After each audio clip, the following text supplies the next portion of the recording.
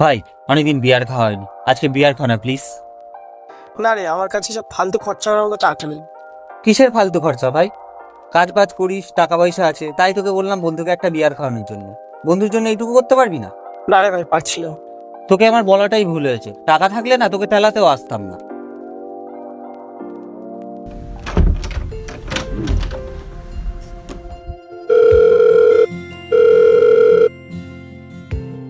Hello গুগুন, একটা help করতে পারবি? রিসেন্টলি একটা ইন্টারভিউ দিয়েছিলাম, লেটারও চলে এসছে। কয়েকটা টাকার দরকার ছিল, টাকাটা পেলেই চাকরিটা কনফার্ম হয়ে যাবে।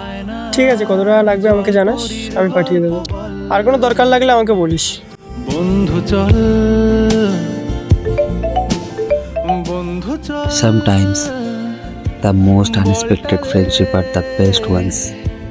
রাখবো হাত তোর কাঁধে।